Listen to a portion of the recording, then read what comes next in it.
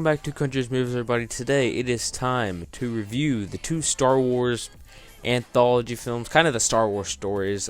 It's nice that they kind of come in the same general time frame of release, but yeah, this is the second kind of episode release in the Road to Skywalker series, kind of rough review series. I reviewed the prequels in the last video, so if you wanted to go see that, link will be right there. But yeah, I guess without further ado, let's get started.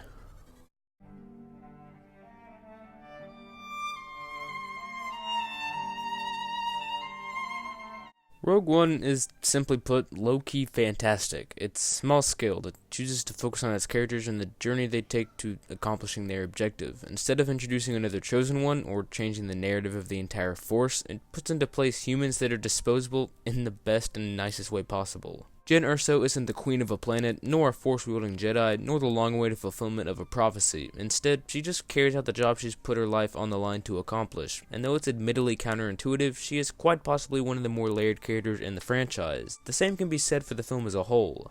Through its humble scale and perfectly unambitious impact, Gareth Edwards delivers one of the most exciting, beautiful, and perfectly toned Star Wars films to date. It serves as a foundational set piece for both the original and prequel trilogies and manages to smoothly blend both. It takes the dark and gritty nature of the OGs, yet still maintains the fun factor that gave the prequels life.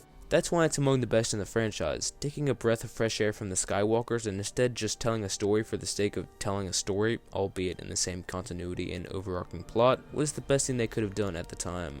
Rogue One isn't flashy. It doesn't light the world on fire. Yes, it's CGI-laden and action-packed, but it settles for a tonal impact that ultimately satisfies. Thus, it's deservingly up there among the best Star Wars has to offer. Final score, 4.5 stars out of 5.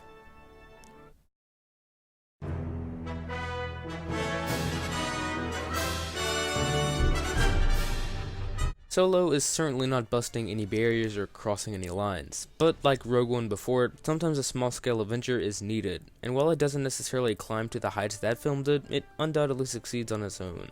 Now, somewhat disappointingly, it doesn't do this through any real emotional weight, nor does it add any layers to Han Solo's character that weren't already known. But what it does have that ultimately pushes it past the unseasoned mess it likely would have been is its charm. It sounds strange, yes, but something about this movie is just impossible not to like. It may not be the best Star Wars movie, but it sure does provide the necessary thrills and, like it or not, does justice to the personality and character that warranted the film in the first place. Alden Ehrenreich is convincing and stellar as the lead, and is backed up by a plethora of modernized and rugged talent behind him. This only adds to the heaps of fun the film provides, and while it isn't nuanced, it's no doubt enjoyable to watch the banter and story traded in between. Overall, Solo was actually a massive surprise. Like repeatedly stated, it's not the best, but it also isn't the flashiest, nor was it trying to be at any point. It's small-scaled, fun, and charming. It defied all expectations I had for it, introduced even more new aspects to the layered universe it takes part in, and ultimately does more than carry its own weight. Final score, 3.5 stars out of 5.